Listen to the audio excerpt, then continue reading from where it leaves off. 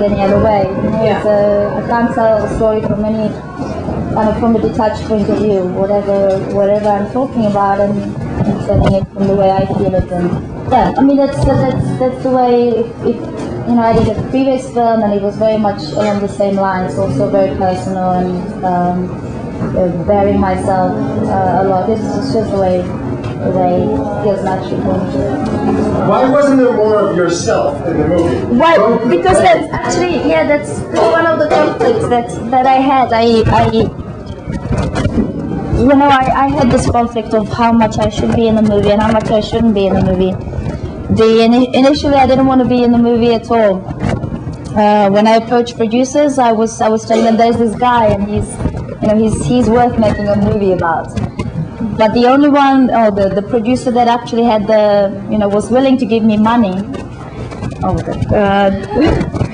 The only producer who was willing to give me money was said, I like the idea, but you have to be part of the story because it's your passion for this guy that makes it for me. So I had to put myself in it because of that.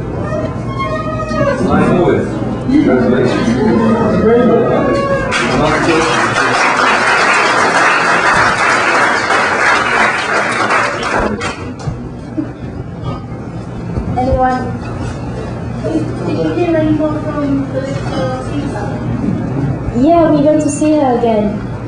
Me and the driver, who you don't see in the film, he's there. I went to see her again, like the year after, and I couldn't find her in the gypsy camp that she visited. And they told me that she was taken to a children's home. So they didn't know which children's home, so we traveled around the whole Western Ukraine looking for this children's home where Zita was. We found her and went to them. She looked happy. She put on weight. She was well fed, but of course, it's quite a complicated story with her siblings. And the moment she saw, showed her snippets from the film, and it was obviously really emotional for her.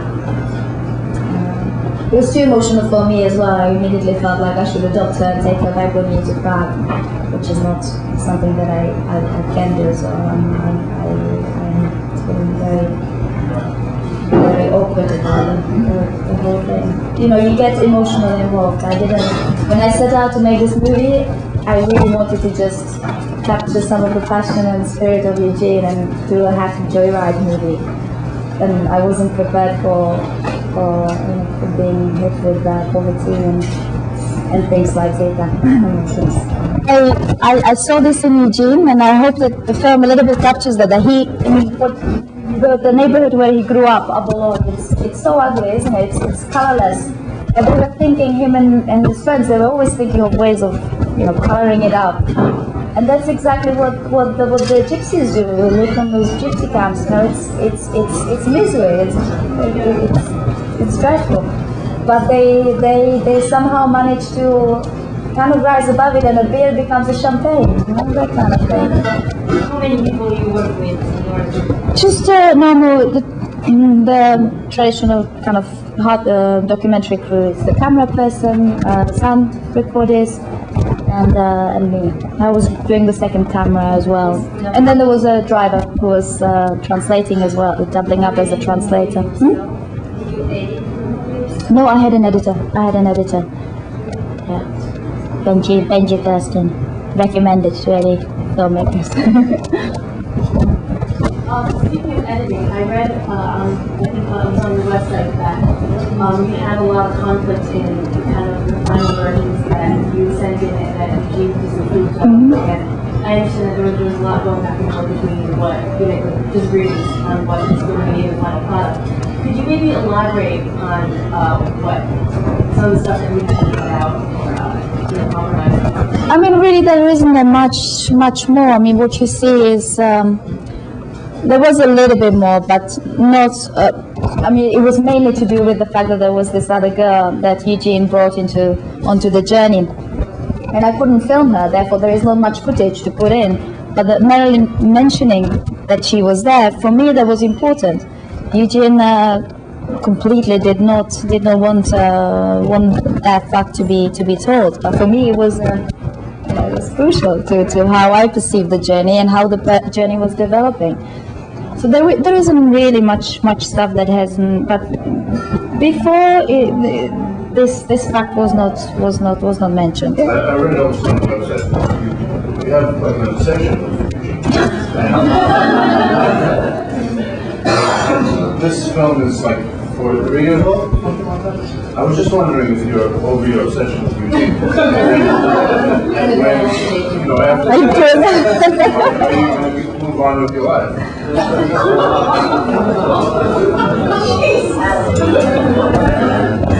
Well,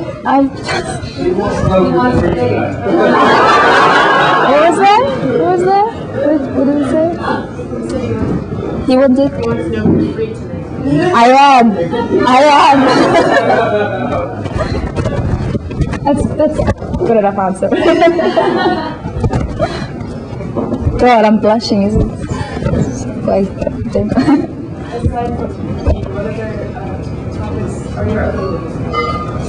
I did two. This is my second one. The first one has it wasn't a choice, but I made a film about suicide bombing that I was in. So again, just part of a story, part of my life. So, Blues by the Beach. Sorry? Blues by the Beach. Blues by the Beach. There were lots of complications around the film, so I do not really stand by the film and do not promote it. It was a stepping stone. It was my way to get. If I hadn't made that, I don't think that I would be given money to do the second one. So that kind of thing. What did you learn from that film that helped you? From the first one, well, you learn how to hold the camera, then you don't shake it. That's for a start. I didn't go to film school, so you know, I had a lot to learn from the technical side of things. And I still, you know, when I was shooting the second camera, it's all on automatic. I can't get my head around the technical. But it doesn't matter in a way. I feel that for me, it's always the stories and the Zita's part. It's all shaky, it's out of focus. I could not. At that moment, I could not spend time to fiddle with the buttons, but it doesn't seem to matter. It still remains quite a, well, for me, strong story. Well, no, I need to be inspired. I haven't met anybody inspiring. The first movie is also about love, so I think there is a kind of repetitive motive in the way I am inspired is by men. Entire inspiration from film off of that first meeting with Eugene, your concert? Yeah, not the concert, the car journey. Oh, yes. The car journey, definitely. So that is where it's Totally. Yeah. When you went to Chitan afterwards, did you go see the shaman in Goryachia or Did I go and see the shaman? Shamans? Yeah. That's in the extras.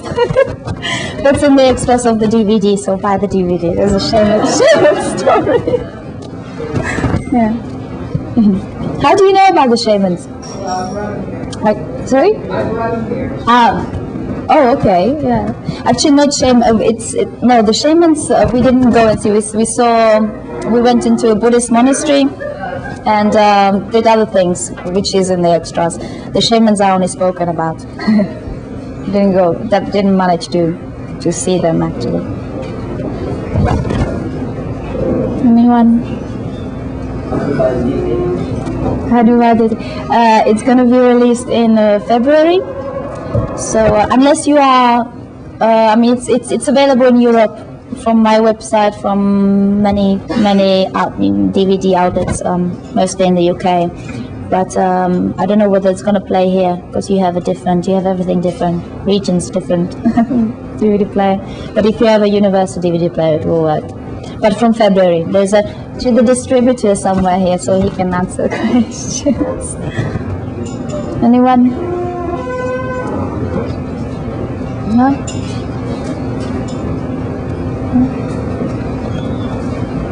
That's it. How insane was the journey to get originally? How insane was? How, like, when you start out making a movie, how, like, you imagine your journey somehow, right? You had, like, yeah. And then once you did it, like, what was different? How different it was from your expectations? Well, I kind of imagined the whole journey to be just like that journey in the car, just kind of a bit more shallow and but very happy, happy joyride. And well, as I said before, the journey was more like life. You go up and down, and you see things that you don't want to see, things that you kind of want to close eyes to, that hit you, and in the way. When you come out of that through, after the end of the journey, you feel so much more richer after that. I have loads of them are my favorite scenes. Babushka Shura, Zita. Babushka Shura is for me very, very, very powerful. But Zita as well, and yeah, I would say those two. Are you upset that Eugene's not here?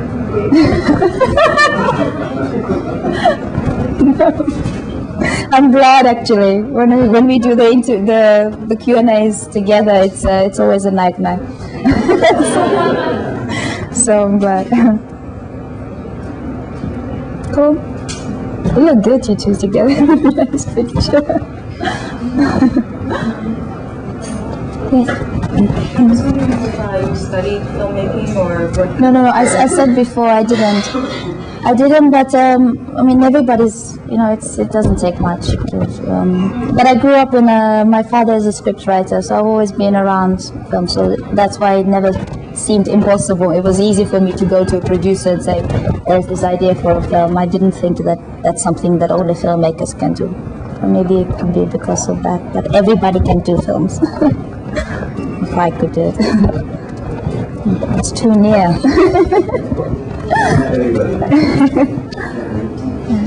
Yeah. Did you finally figure out what Zita was saying to you that you couldn't understand? No.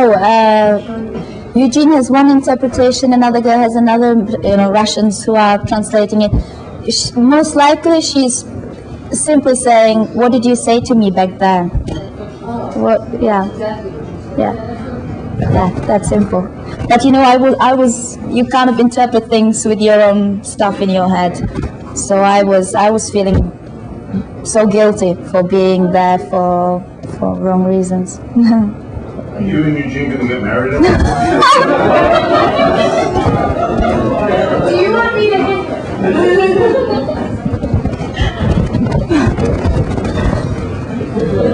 Is that a no? No.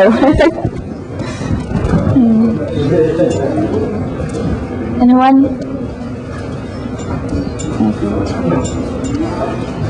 I'm sweating. Are you sweating as well, or is it? No. Good.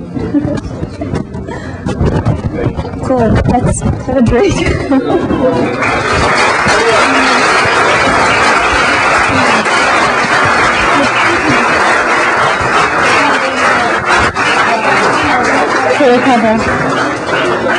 Okay, in a few minutes we're going to have Alessandra Belloni performing a Gypsy Tarantella music dance, and John La Barbera will perform on the guitar and mandolin, and Joe Nzoni will perform on the violin.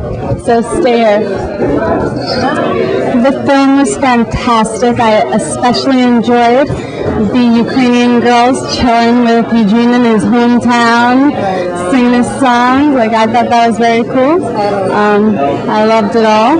Seeing him understand how other people viewed his form of music, his attempt to bring Gypsy into our world. Yeah, I brought you here tonight actually. I come here. I'm honestly MySpace. I got the bulletin. I was there. Yeah.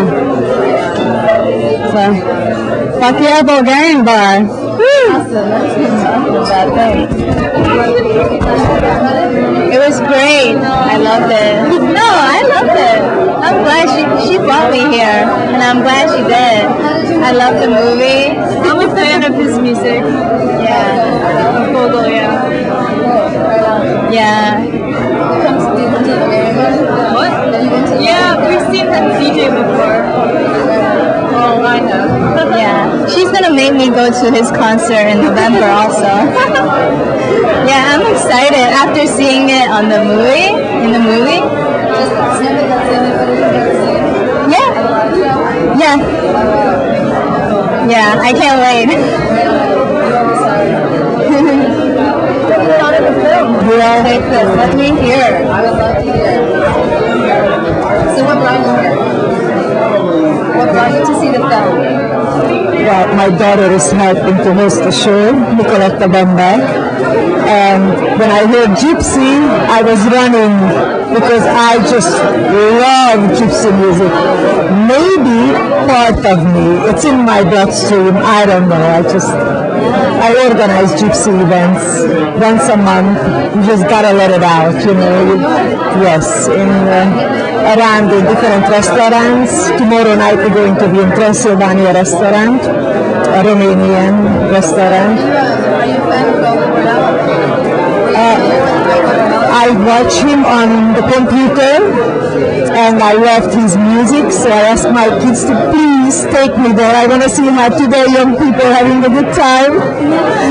And very glad that I want to be in one of his show. I love to be there and enjoy the music and dance. And of course I bring my young friends along. And we're going to have a good time. How do you feel like she dealt with Roma culture? I think she was fantastic. She went right along. She felt part of it. She was just a sweetheart, you know. It was a lovely movie. I enjoyed watching it. Congratulations to both of you and everybody else who helped in the movie. All the best and good luck. Thank you so much. Oh, tell us your name. My name is Maria Varga Bambak. Yeah, I grew up like Gogo Bordello in communist country behind the Iron Curtains. I lived there 21 years in Hungary. And I've been living in America for 35 years, but I miss the feeling of the music. Music helps you through life. You know, there's nothing like having music in your heart. I don't think I would be alive today if I didn't have the music.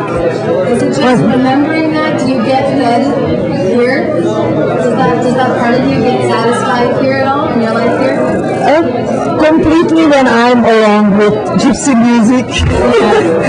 Yeah, when I'm with happy music, happy people, I feel at home. Yeah. But otherwise, when I go back, it's always beautiful to hear the music, you know. I need it. Sometimes I just go home to listen to music, listen to my mother singing. And I used to sing once upon a time, and it's just something incredibly beautiful, you know. To have all the friends around you and dance and sing, and life is easier with all the cruelty that comes along and surprises and tragedies, and there's no other way to make it in life. So I just tell everybody, if you can't take it anymore, come and have some Gypsy music, listen to it, have a good time with us, and you forget all your pain, you forget all your troubles.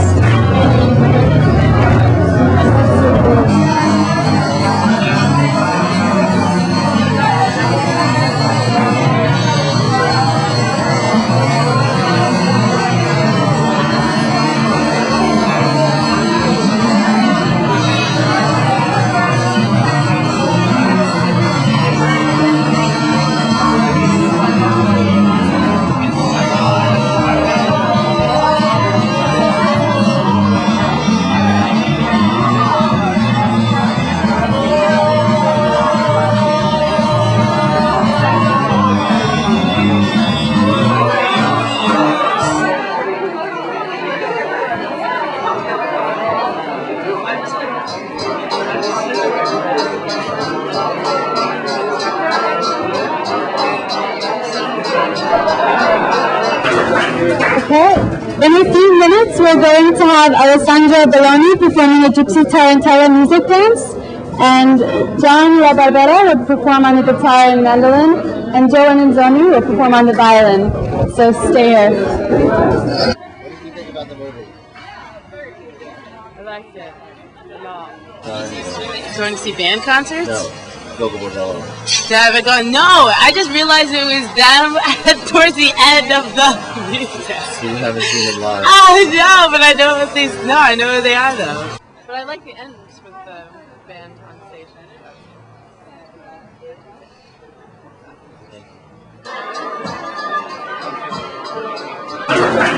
Okay.